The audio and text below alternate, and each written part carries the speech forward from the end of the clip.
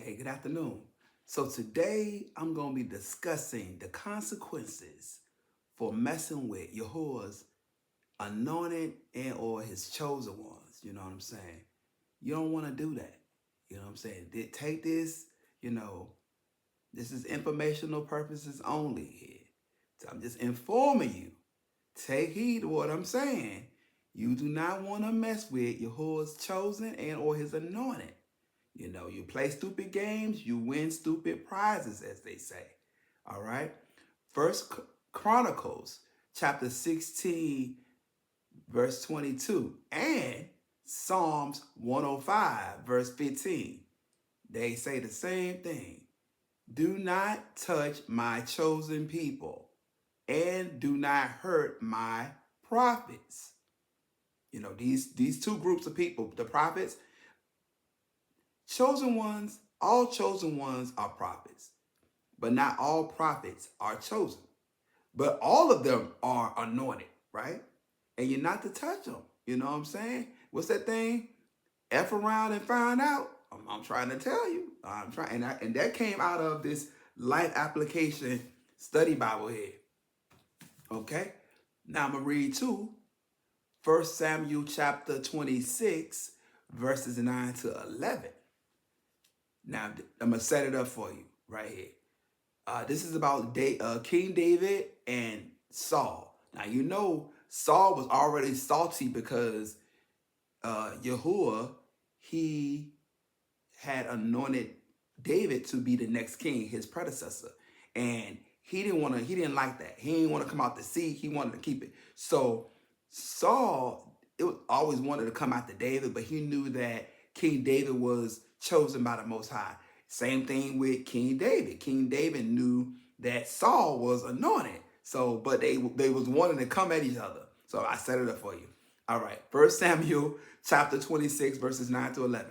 No, David said, don't kill him, for who can remain innocent after attacking Yahuwah's anointed one? Surely Yahuwah will strike Saul down someday, or he will die of old age or in battle. Yahuwah forbid that I should kill the one he has anointed. See, King David knew the rules. You know, he didn't want to F around and find out. He knew I can't mess with that one. Um, so me being a chosen one, anointed, one of the peoples, I just wanted to give you some examples of people that they effed around and they found out, and this is real stories here. So the first one I'm gonna give you, this is an ex of mine back in 2000. We dated from 2010, 2011. You know, me, I'm a chosen, I'm an empath with my heart on my sleeve. If you with me, you with me. I give you the world, whatever. But this person was a narcissist. I didn't know at the time. I know now. And they took advantage of the situation, what have you. So we broke up in 2011.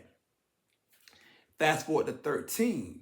From 2000, like the end of 13, fall, to spring 16, this person, this ex of mine, had stolen my identity and was committed fraud.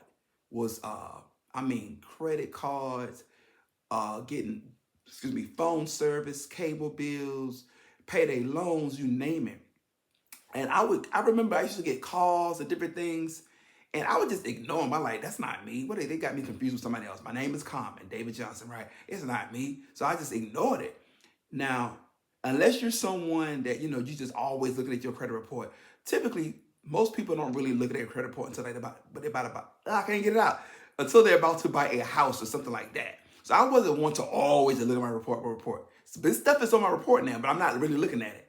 And I remember when I moved from Huntsville, Alabama to Atlanta, I was military at the time, so I got stationed here. So I came to Atlanta to find an apartment, to get stuff situated and all that, right? So I had signed the lease agreement and all that, whatever. And so they was trying to get me set up with cable and all that. And what happened was the cable company called me. I can't remember what the cable company name was, but I know I never had them. And it was like, well, Mr. Johnson, you already have an account with us and it's in delinquents right now. I'm like, what? I never even had y'all before. And they said, yeah, the The account is in Texas, Moline, Texas. I'm like, I've never been to Texas. I mean, no, I've never been stationed in Texas. I visited Texas. I mean, I've never been stationed there. And they're like, so you don't know, because now the said cable company, I'm talking to the I don't know if it was the fraud department or what. It was a department they connected me to. And I'm like, nah. Then it dawned on me. I didn't make the connection. It dawned on me, yeah. I know somebody that's Malene. Is it? It's called Malene. I think it's called Malene. Yeah. Tyrese Carroll. Still I ain't made a connection. I'm just thinking this is my ex. When we broke up, we was both living in Virginia. I'm thinking they living in Virginia. I didn't know they're from Moline, Texas. I didn't know they had moved back home. Didn't know. And the representative was like, "Well, Mr. Johnson, I'm sorry to inform you, but Mr. Tyrese Carroll, that's the person that's been using your account. But to open up this cable, whatever." I'm like, what? I'm still. He said, "Well, you know nowadays how people associate their email addresses with their accounts." I said, yeah. He said the email address listed here is tyrese.carroll@gmail.com. I'm like, what? So that's how I when I was fighting that, I went to my credit report, and that's when I seen all the other stuff, the payday loans, the other cable companies, all this different things. So I had to like combat like the three credit bureaus, call all these different companies. Man, it was crazy. And I remember I put like a big behind like thesis on Facebook. I'm cussing this joker out. Everybody like, oh, David erased it. That's not you. That's not you. So then I remember the same representative from that cable company said, well, you don't have to do this, but he said it would be in your best interest to go and file a police report. And then he also asked me if I wanted to come, if there was a court, like if I had to appear in court, will I appear in court, whatever. I said, yeah. So I went down to the police station and I filed a report. I started crying in the line because I was like, I can't believe this. I gave this joker everything. I bought the joker a car. Like everything. I couldn't believe this person did this to me, right? So this is May of 2016. So once I filed a police report, once I took care of all of that with the credit bills, whatever, I just, gave it to the Most High and just went on about my business. So 2 years later passed, 2018. And out the blue, my mama was like, David, so whatever happened to the guy, the one that stole your identity? Whatever came about with that? I'm like, I don't know. So when she asked that, it prompted me to go online and look him up, Google. I filed a report, May 2016. Do you know they arrested him in May 2016? In August of the same year, he was dead. His mama had put an obituary in the paper, and that he was cremated. They sent his body back to Virginia because that's when I met him. His mother was living there and his family and all this, whatever. But yeah, karma, you don't mess with no chosen one. You don't do us dirty like that. And that's what happened with that one. Okay, fast forward, something a little bit more current. Okay, now this, I didn't even put this together. I like, when I say recently, I'm talking about maybe within the past 2 weeks that Yahuwah put this he dropped this in my spirit, whatever, that this happened. I didn't make the connection at the time. So last year, I remember talking to, I had these friends of mine, these 3 families, and we all know each other. We all was friends in cahoots, the families, right?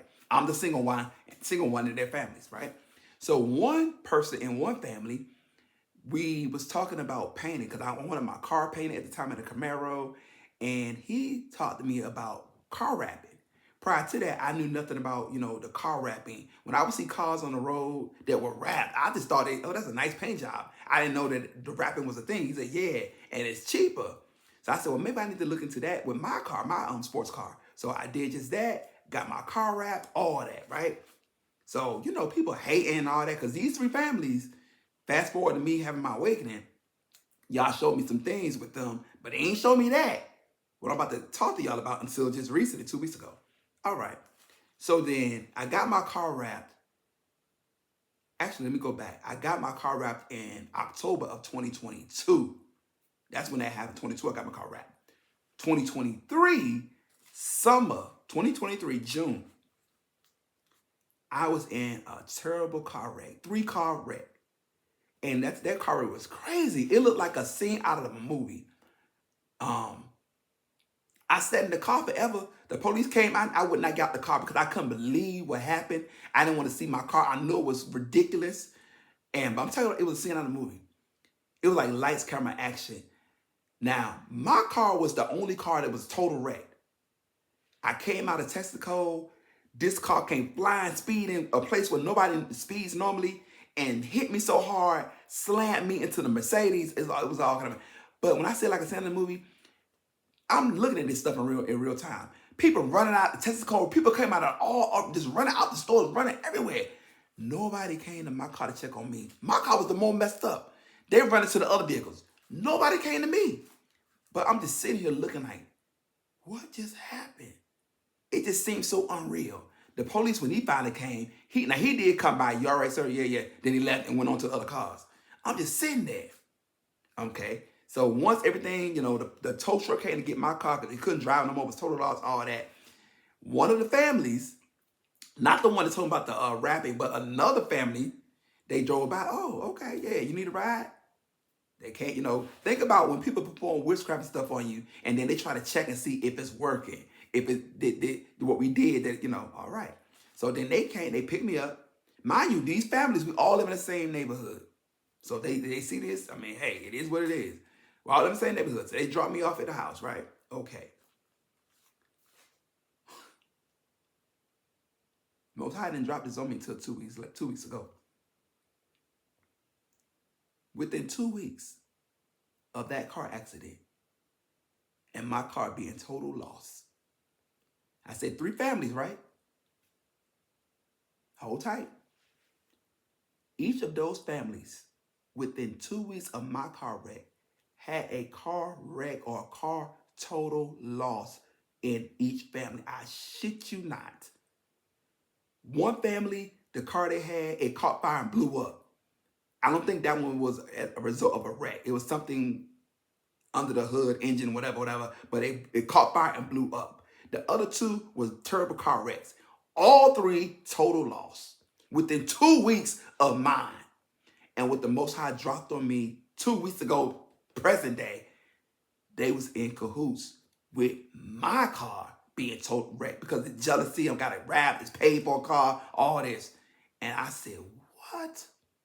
There's no such thing as coincidence. Because when that happened back then, I'm just like, man, they say things happen in threes. Why? But I ain't making a connection that this was that. But until he dropped it in me 2 weeks ago. Them 3, and they know, they saying this, they know. 2 weeks after mine, each family had a total loss car. Don't mess with Yahuwah's chosen ones, anointed ones, prophets. Don't do it. Don't do it. All right? All right. Stay tuned for the next video. Comment, like, and share.